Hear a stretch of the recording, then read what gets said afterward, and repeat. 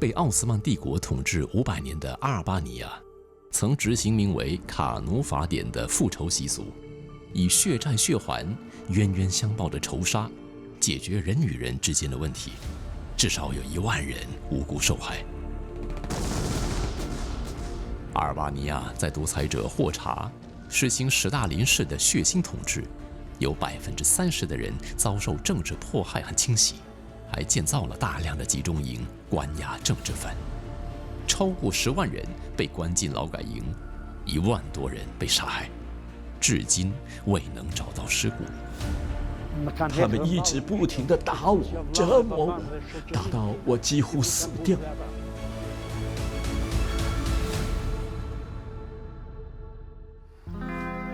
在阿尔巴尼亚深山里，遗留旧时代腐朽枷锁制度下对女性扭曲的宣誓处女，颠覆男女性别。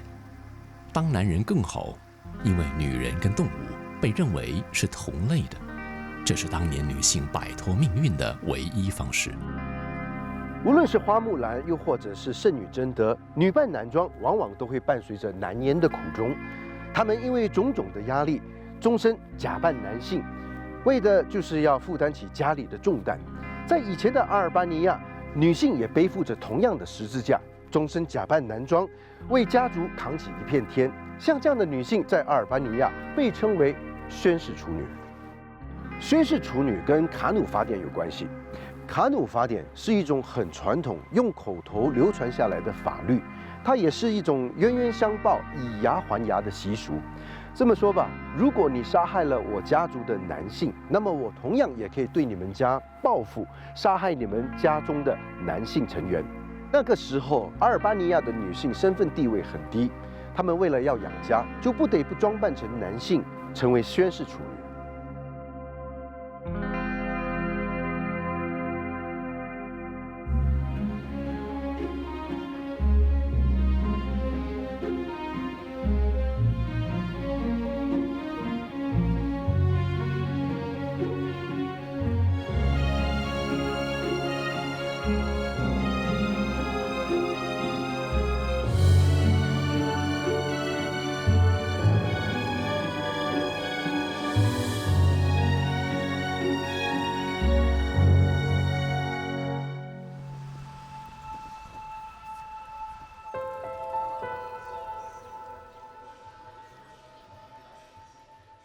阿尔巴尼亚位于巴尔干半岛西南部，人口276万，是欧洲极少数以穆斯林为主的国家。霍查政府上台后，出于维护自己的权利和地位的需要，排斥所有外来势力的影响，多次在党内、国内整肃政治异己，进行大规模政治清洗。直到1991年，阿尔巴尼亚结束一党专制，实施民主化转型。2009年加入北约，直到去年才被欧盟成员国准许入欧审查。在霍查当政以前，巴尔干半岛的卡奴血仇以1对1仇杀方式解决族群间的纠纷。虽然霍查执政时曾废除卡奴法典，不过在阿尔巴尼亚偏乡地区还有5000个家庭进行血仇，据说已有1万名阿尔巴尼亚人因此被杀害。很可惜，我们无法找到愿意出面接受采访的卡奴法典受害者。今天早上起了一个大早，从首都 Tirana 坐了4个多小时的车程，来到了阿尔巴尼亚的北部。你们看看这雪山多美啊！阿尔巴尼亚北部呢，曾经盛行卡努法典，不过在共产时期就废除了这个法典。不过听说呢，至今在这里还是有人秘密的在进行。阿尔巴尼亚现在仅存4位宣誓处女，今天我就要去找其中的一位。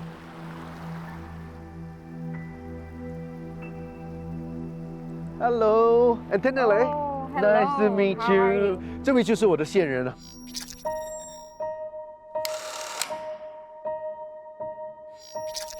And you must be Dune. Duni. Oh, nice We to were meet you. waiting for you. Come, shall we? Let's go. Let's Thank go you, thank you. inside. Yeah, 是。Duni 现在的住所是哥哥和他一起经营的民宿。由于哥哥移民到美国，留下她独自打理民宿。当年23岁，住在北部穷乡僻壤的她，为了生计，在乡镇长老的见证下，成为宣誓处女，放弃女性身份，终生守护贞洁之身。Thank you.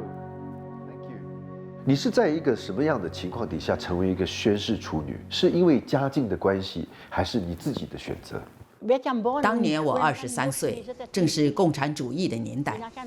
因为我们家实在太穷了，全家人睡地板，每天都在担心有没有面包和盐。后来爸爸中风去世了，为了让弟妹可以去上学，我才决定要成为宣誓处女，可以跟男人平起平坐，拿到相同的工资来养家，直到弟弟大学毕业出来工作。你在23岁，就是属于少女情窦初开的年龄，选择做宣誓处女，难道你没有挣扎吗？我当时没有想那么多，只是想着要帮忙家人。我的大姐在16岁的时候就出嫁了，还有一个哥哥也很早就去世了。我在家里排行第3，没有办法呀。以往女性地位低下，卡奴法典视女性为物品，唯有处女身、男人样，才能跟真正的男人地位相等，享有男人应有的权利和地位。在家里有话语权，出外可以跟男性一起喝酒聊天，还能继承财产、购买土地。很多女性因家庭条件所逼而成为宣誓处女。其实我小时候的性格就很像男孩子，不喜欢留长发，爱跟男孩子玩在一起，觉得比较没有束缚。我自认比男孩子强壮，什么都会做。那个时候的男孩子都没有我勤劳。那么当时你家人的反应会很大吗？其实我妈妈是反对的，她觉得我应该要嫁人，所以她在去世之前嘱咐我弟弟，希望我以后不要再做宣誓处女，要找人结婚。但是我并不后悔自己的决定。所以当初呢，她成为一个宣誓处女，其实她的母亲是一直都很反对，甚至还跟她说：“你总有一天一定会后悔。”但是她没有后悔，因为她很清楚知道她的大姐已经嫁人了，在16岁的时候，然后剩下就是她的哥哥，哥哥呢又不幸身亡，所以剩下就是她，她就得要担起这个家里的重担，照顾整个家庭。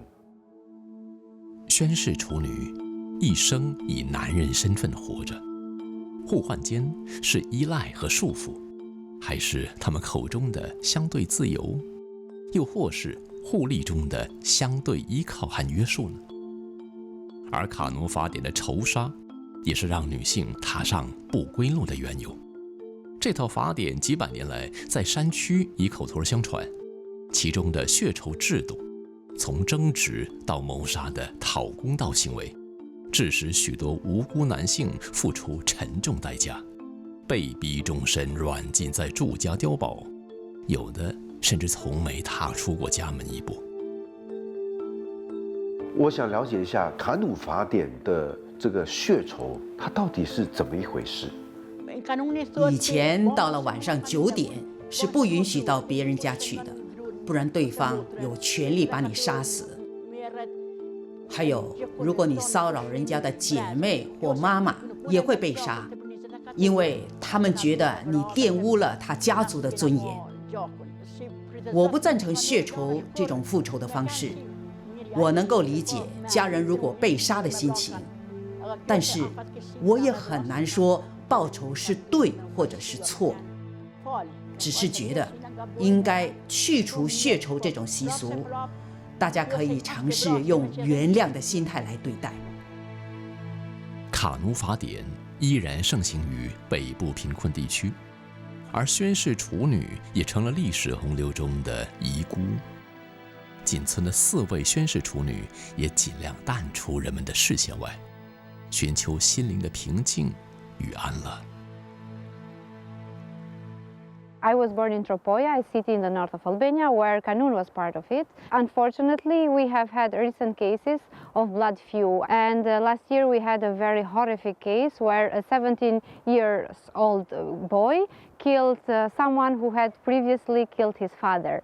He went to jail, and now he says that he has resented what he did, but unfortunately he has to spend more than 20 years in prison. And to be honest, I feel like society hasn't worked much to demolish those kind of customs that we used to have before, and that they fully destroyed not only one family, but a whole generation.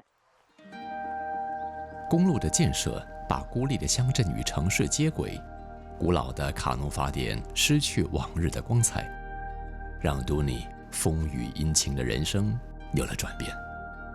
打理民宿日常是他消磨时间的良药，陈年往事都已飘远，留下的仅是人生画布上的彩笔一抹。要照顾一个这么大的民宿啊，你觉得你可以胜任吗？虽然我是女人，但是年轻的时候我是很健壮的，力大如牛，什么粗重的活都不成问题。现在有了年纪，体力已经大不如前。不过，整理民宿床铺、清洁工作之类的，还是可以胜任。家人移居美国，他不愿同行，想留在家乡，生活清幽孤单。对他来说，与其融入他乡，不如寻找原地的生命乐章。城市呈现的是一种既熟悉又抽离的风貌。女性虽然开始展露风采，依旧饱受封建观念遗毒的影响。跟都尼关系亲密的侄女跟明伦聊起姑姑丢尼所面对的困扰。Do you think your auntie is happy? I think that she was happy till now, because we lived with her. My parents, my brother, me, we lived with her. But my parents now are officially have moved in USA, and I think we're living too. So I think she's very sad because she will be alone. You know, it's very interesting because as we are talking, you mentioned she more than he. So because of his or her very unusual status, right? So do you actually look at her as auntie or uncle? You see, this is a common misunderstanding because many people misunderstand the sworn version with transgender people.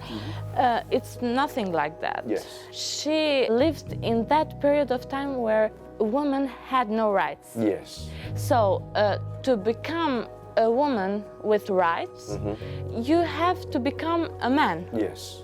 So that is the whole point. It's not anything to do with the sex. Yeah, it's very unfortunate, and that she's born of a generation that requires that of her.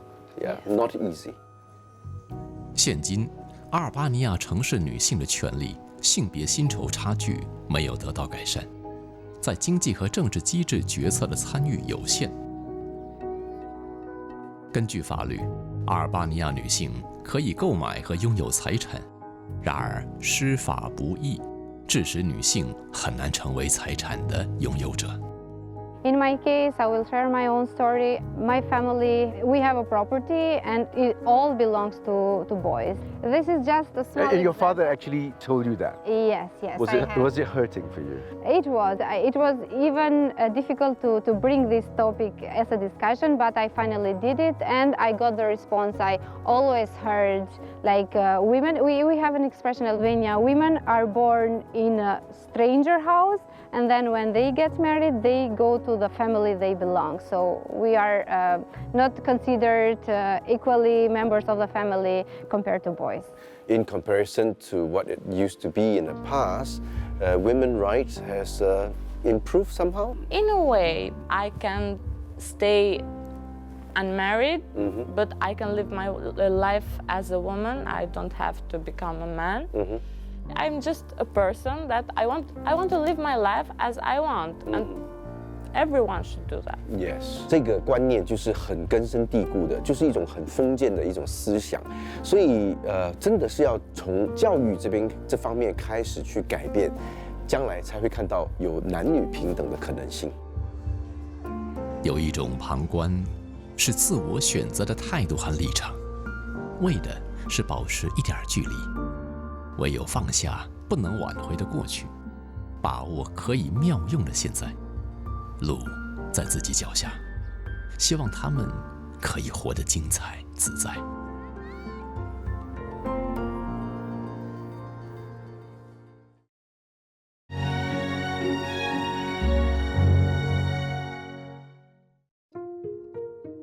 阿尔巴尼亚的血腥与荒诞，血腥是因为充满了戾气与杀戮，荒诞是因为能看到与现代文明格格不入的超现实场景。以往女性作为男人的附庸和财产，如今依旧在男性天下苟延残喘。现存的4位宣誓处女中，除了 Duni， 现人还找到另一位愿意受访的宣誓处女。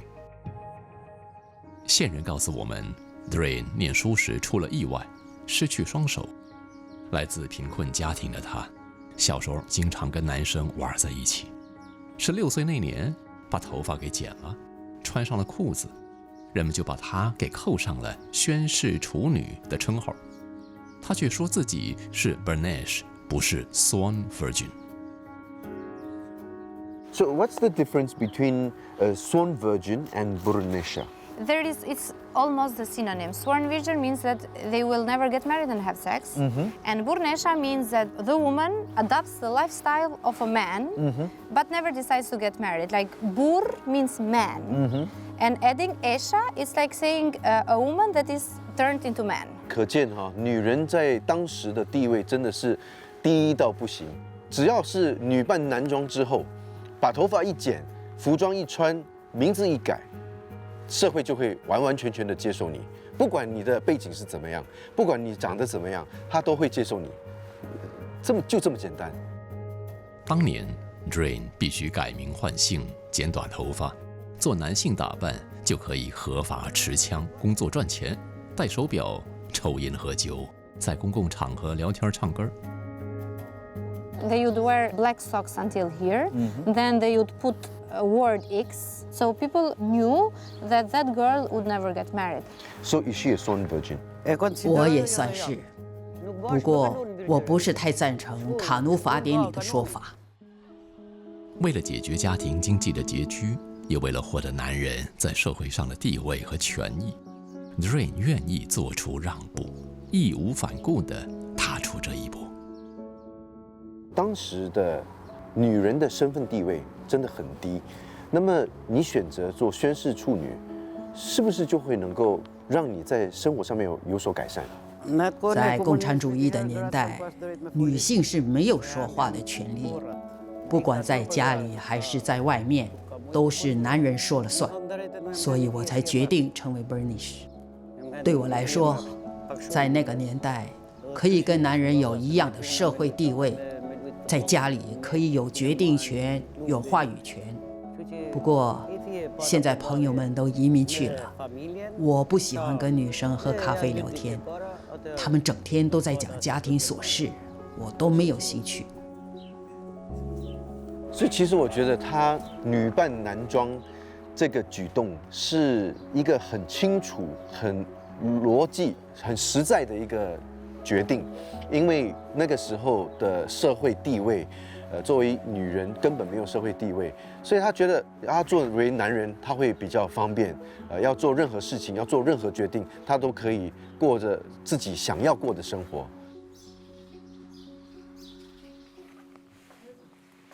采访过程中得知，过去的宣誓处女需要束胸，所有可以证明自己原有身份的物品需要销毁。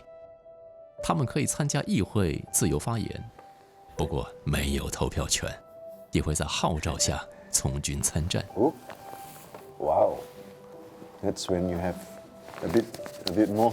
Yeah, 看这张照片，比较年轻的时候，还蛮长肉，真的很帅，真的很帅。This is you, this one she, this one，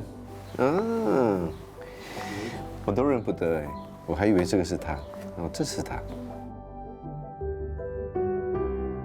或许外界以为宣誓处女付出很大的代价，但他们当中带着悔恨的并不多，因为早年的不公正对待、被父辈和兄弟欺压的怨气，让他们选择这条不归路。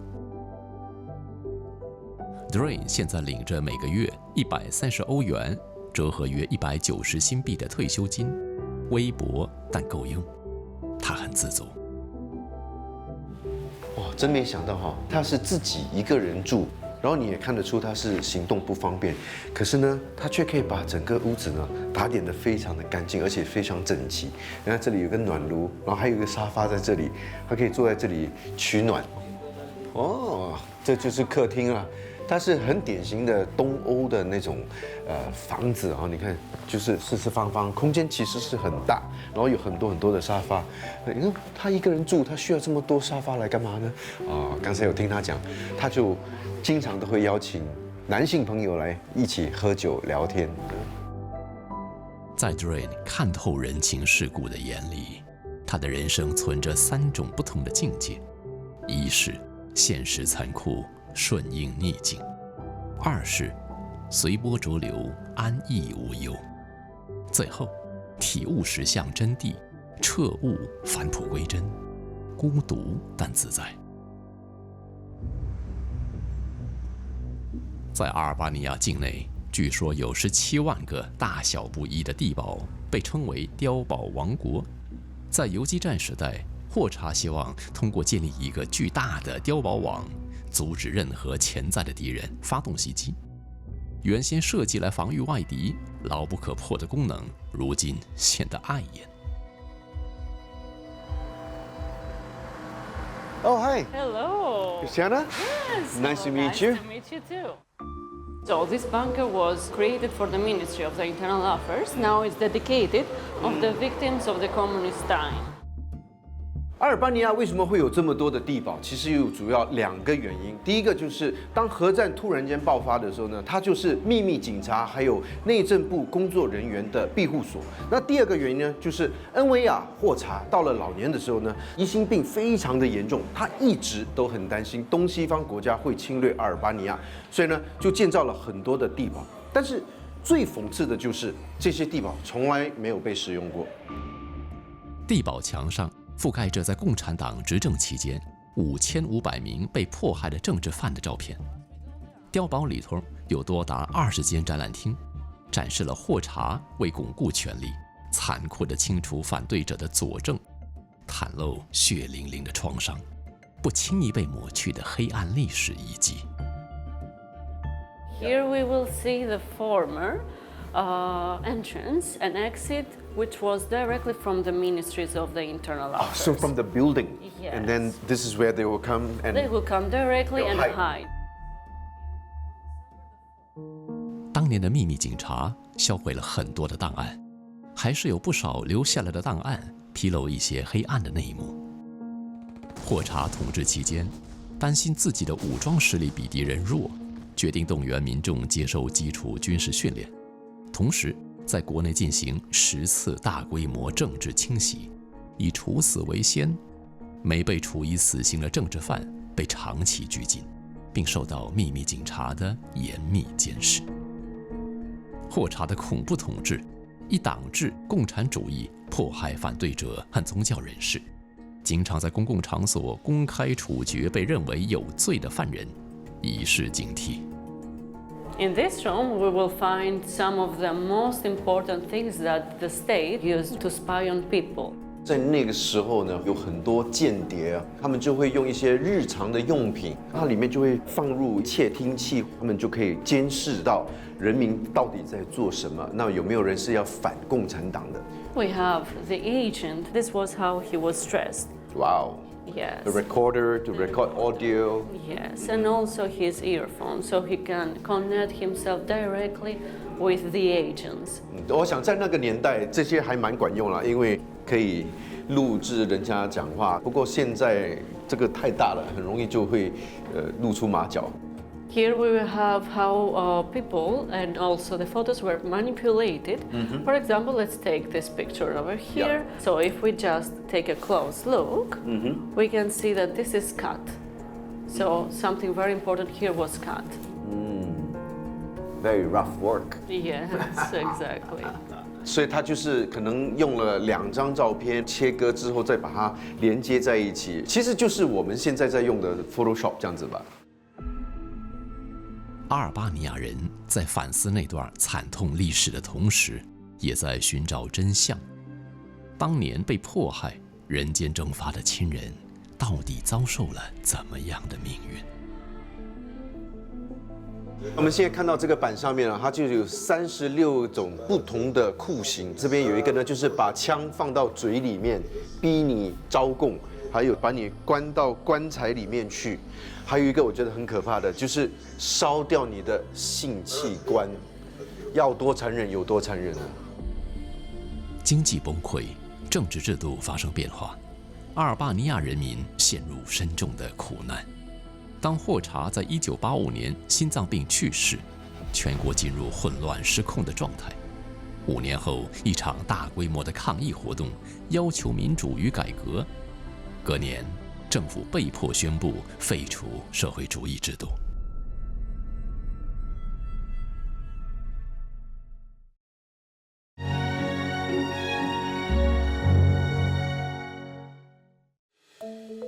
据说，在霍查统治年代，为了排除异己，对付反对声音，建造了18个集中营、6所监狱和7个劳改营。人心膨胀成绝对自我的自由，会把平稳的社会秩序摧毁殆尽。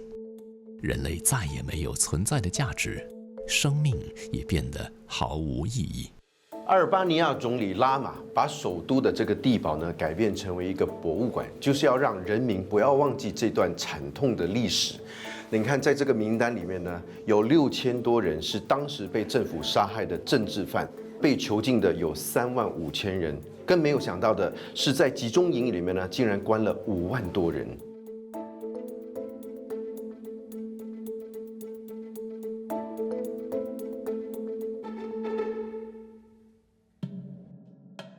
我们前往斯帕齐村，那里有间臭名昭著的劳改营，是共产党政府在1968年建造，是个偏远的铜矿和黄铁矿场。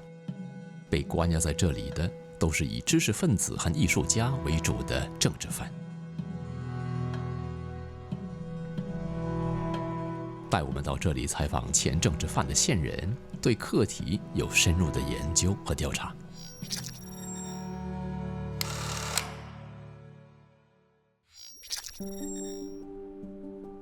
线人找到的这位前政治犯，虽然家人在抗战中有功于国家，却被冠上莫名无实的罪名而入狱，姐妹也被捕，父亲早在他5岁时被捕，哥哥也战死。我真的没有办法忘记，当年父亲被秘密警察带走的情景，一直留在我的脑海里。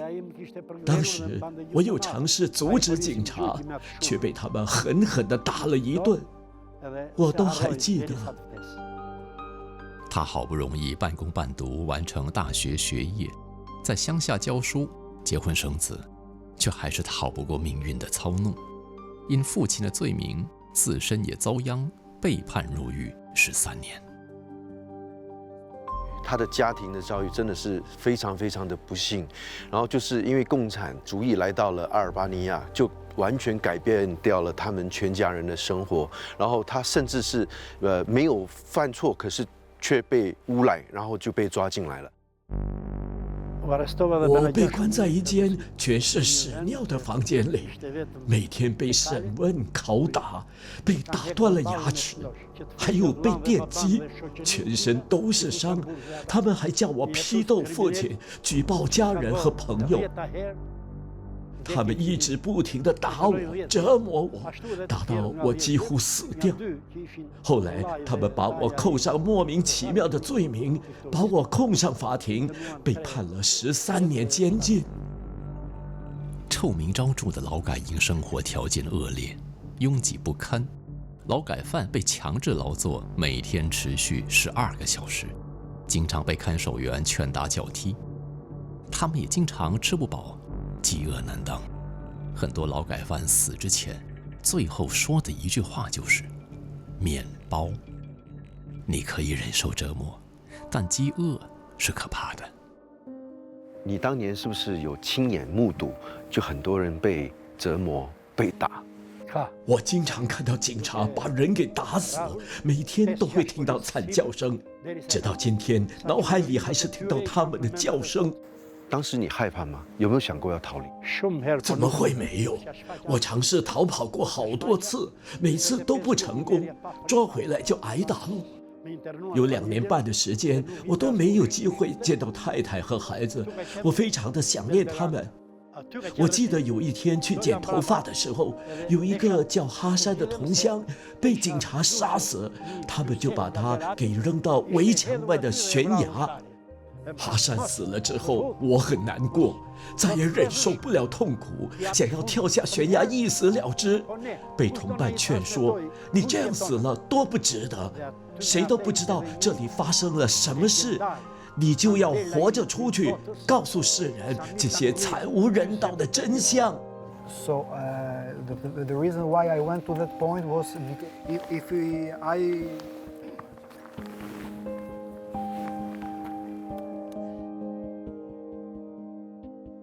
老先生的遭遇真的是很惨，平白无故被抓进来，经常被折磨、被打，甚至连牙齿都被打断。很多次他都很希望可以从这个悬崖边就这样子跳下去，就一走了之。但是后来被人家阻止，就说如果你真的跳下去死了，就没有人会知道我们的故事。你还记不记得你被释放的那一天是一个怎么样的情景？我出狱后跟太太见面，这么多年了，她还是不离不弃。我的女儿当时已经是高中生了。霍查在统治时期，政治犯和意见人士经常遭到残酷的酷刑和处决。阿尔巴尼亚成为了一个对内高压、对外封闭的国家。75岁的阿格隆也曾是这里的囚犯。我想请问你，当年是你犯了什么错，才会被关进来这里？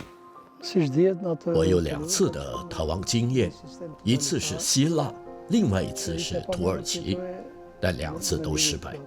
我是因为在这里没有自由而想逃离。可不可以跟我分享，就是你那个时候在这个集中营里面，你的生活是怎么样的？我被关在这里15年。起初，我们是在附近的铜矿场采矿，工作时间很长，没有被人道对待。我们必须忍受矿井里40度的高温，然而矿井外经常是低于0度，很多囚犯忍受不了而死在矿井里。每天可以说是吃不饱、睡不好，生活条件很恶劣。如果不想去矿场做工，就会被吊起来毒打。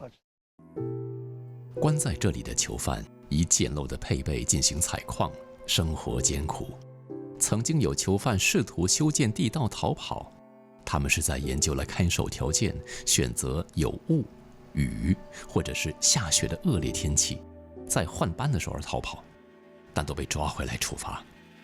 囚犯经常无故被打，据说看守员会对囚犯使用毒杀方法，在吃的食物里下毒，导致身体虚弱，然后慢慢死去。在冬天，看守员会把水倒在地板上，水结成冰，让囚犯没有办法躺下去睡觉，把他们折磨致死。在集中营里面生活，就是人间地狱，根本是没有人权可讲，就是要逼着去工作，然后如果不愿意工作的话，可能就会被抓起来，然后关在牢房足足30天，然后不给他们穿任何厚的棉袄，零下15度，要度过这样的冬天是非常非常煎熬的。那么你有过这样的一个经历，你有什么想法？而对于后代，你有什么话想对他们说？我希望现在的年轻人能记住这个地方，因为它是霸权专政蛮横的见证。像这样的集中营不能存在，不能再有像以往那样的专政，让很多无辜的生命牺牲掉。斯帕齐监狱在共产党下台后关闭，仍然健在的受害者感觉被社会遗弃。当局过去曾承诺赔偿受害者，在集中营被关押的每一天的赔偿金为$17，这和约现在新币23元，但赔偿金至今不能落实。我被释放后，有关当局好像有意耍我们，说什么我无名无姓，通过什么法律要没收我的财产，什么都没有给我，也没有赔偿。有的前囚犯还绝食自焚，就是为了要求政府做出赔偿。这些年来，阿尔巴尼亚确实有了改变。我希望政府不要再走回头路。作为前政治犯，我们被剥夺了许多权利，这么多年来的生活没有得到应有的补偿。到目前为止，所有还活着的前囚犯，他们的生活和经济条件都不是很好。有人说，我们告别了共产主义，但是还有权贵继续留在政府里，所以对共产主义的清算不能让人满意。与幸存者面对面交谈，聆听他们的亲口讲述。当记忆变成了历史后，我们应该怎样来记忆这场悲剧呢？对我来说，伤痛无法释怀，但是我不会想要复仇或者是自暴自弃。我既然能活了下来，就要把自己的经历说出来，让更多人知道，记得这段惨痛的历史。我希望阿尔巴尼亚不要再重蹈覆辙，大家能过得比较幸福快乐。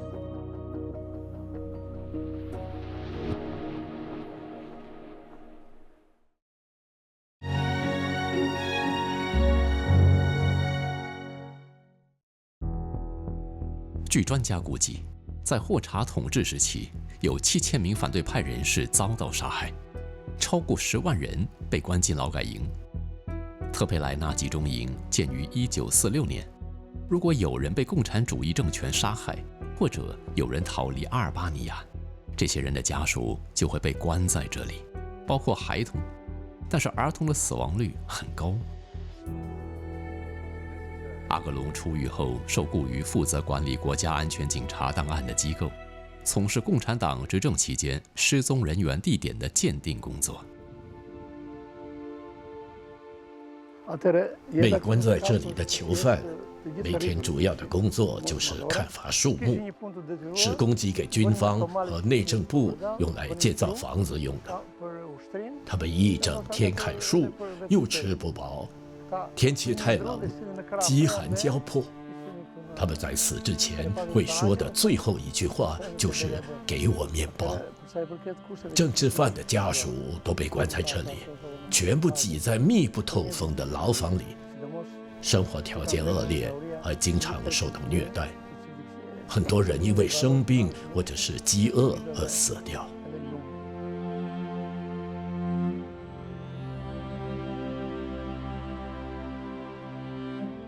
据说，这个劳改营是根据前苏联古拉格的劳改营来建造。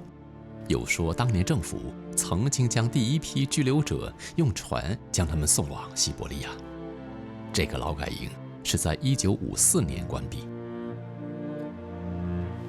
根据幸存者的回忆，劳改营被废弃后，人们开始在附近建房子。四处挖掘的时候，发现了很多骸骨，推测是当年被埋葬者的尸体。他们说有人死了，他们不会向看守员报告，这样就可以吃掉死者的面包。有的母亲即使是孩子死了，还是把他抱在怀里，假装他还活着，可以拿到他的口粮。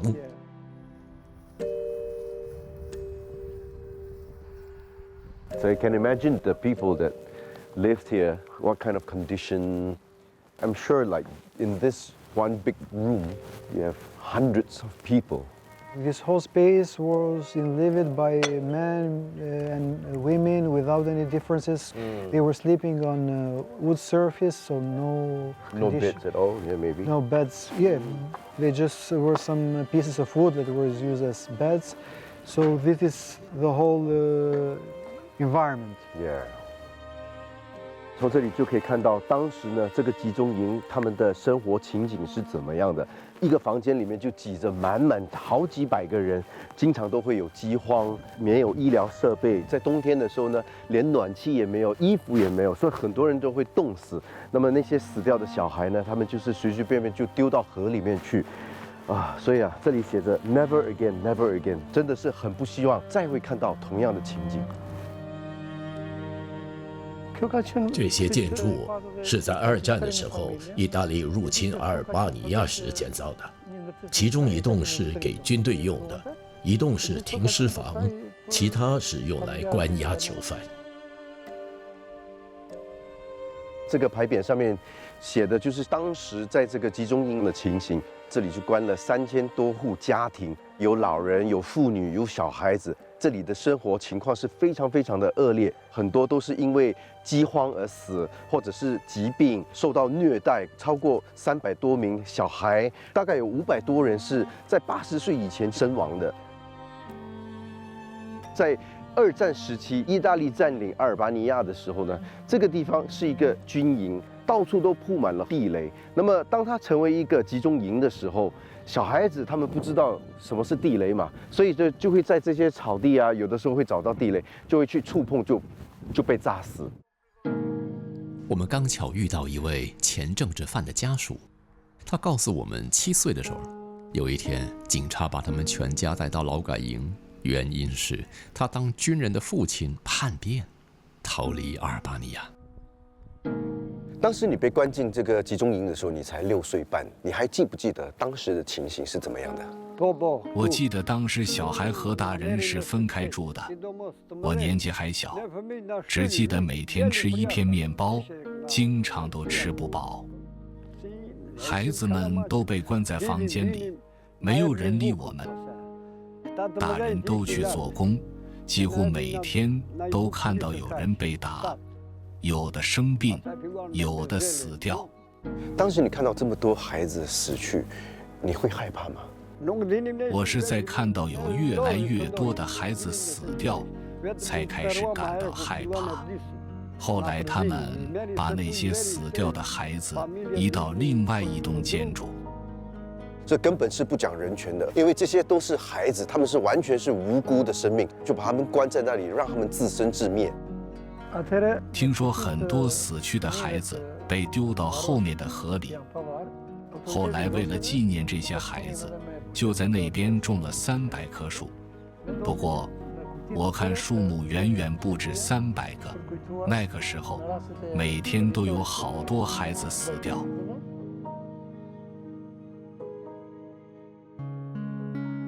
聆听无辜被囚者悲戚的痛诉，追索复杂的历史脉络，尝试拨开层层的迷雾，期望以更人性的态度理解他们的心路历程。人生难得今已得，即使生命只在刹那间互换，也应活出生命的价值与意义。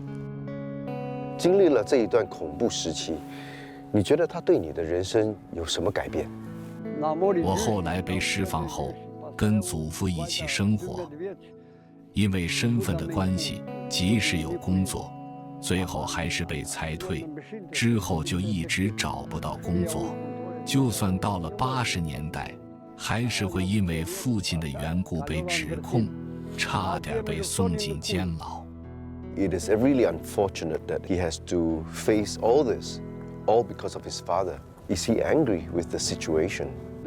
父亲死后留给我们的遗嘱说，不要对任何人进行报复，放下怨恨，原谅他们。一个曾经自称为世界上唯一真正的社会主义国家，最终抛弃了社会主义道路而转向了西方。面对阿尔巴尼亚的巨变以及苏联的解体，有的人放弃了共产主义理想，有的人积极探索其他的道路。或许应如甘地说的，你可以锁住我，折磨我，甚至摧毁我的身体，但你永远无法禁锢我的思想。